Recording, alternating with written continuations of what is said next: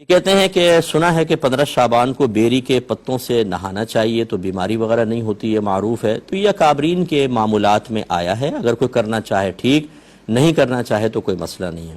ہمارا ایک بہت بڑا المیہ یہ ہے کہ آپ قرآن کی واضح آیات سنائیں جس میں اللہ تعالیٰ کا فرمان ہے، حدیث سنائیں جس میں نبی کریم صلی اللہ علیہ وسلم نے واضح چیزیں بیان فرمائیں۔ ہمارے قلوب پر ایسی چیزیں اکثر اثر انداز نہیں ہوتی، خاص طور پہ جس میں کسی کام سے منع کیا گیا ہو، جھوٹ سے، غیبت سے، حرام کمانے سے، مختلف قسم کی زینت، ناجائز زینت اختیار کرنے سے۔ ہم ایک کان سے سنتے دوسرے کان سے نکالتے ہیں، لیکن جہاں پر ہمیں کوئی بھی ایسی بات مل جائے جس میں دنیا کا فائدہ، تمہاری دعا قبول ہو جائے گی اور بالکل پولا پولا کام کر لیں، تمہارے ساری زندگی گناہ بخشے جائیں گے، تمہارے گھر میں برکتیں ہو جائیں گی، بچیوں کے رشتے آنا شروع ہو جائیں گے، اچھی جاب مل جائے گی، وہ تو ہم فوراً اختیار کرتے ہیں۔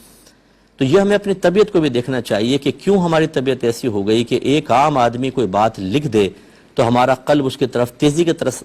تیزی سے مائل ہوتا ہے، لیکن اللہ تبارک و تعالیٰ اس کے رسول کریم صلی اللہ علیہ وسلم کوئی بات بیان فرمائے تو ہم بالکل بے پرواہی کے ساتھ معاملہ کرتے ہیں۔ اس کا مطلب ہے کہ ہمارے ایمان میں خرابی پیدا ہو گئی ہے، کمزوری پیدا ہو گئی ہے، خلل پیدا ہوا ہے، ہمارا تقوی متاثر ہو چکا ہے، اور یہ چیزیں باعث ہلاکت ہیں۔ تو یہ میں نہیں کہہ رہا ہوں کہ آپ 15 شعبان کو اگر بیری کے پتوں سے نہائیں گے تو باعث ہلاکت ہے، وہ ایک سوچ اور فکر کی بات کر رہا ہوں۔ تو اس لیے اس کو اختیار کرنا چاہیں ٹھیک، میں آج تک کبھی نہیں نہایا، میں نے 1000 دفعہ باتیں سنی ہوئی ہیں، میں قرآن و حدیث کی جو بالکل واضح آیات اور چیزیں ان پر عمل کرنے کی کوشش کرتا ہوں۔ تو آپ بہرحال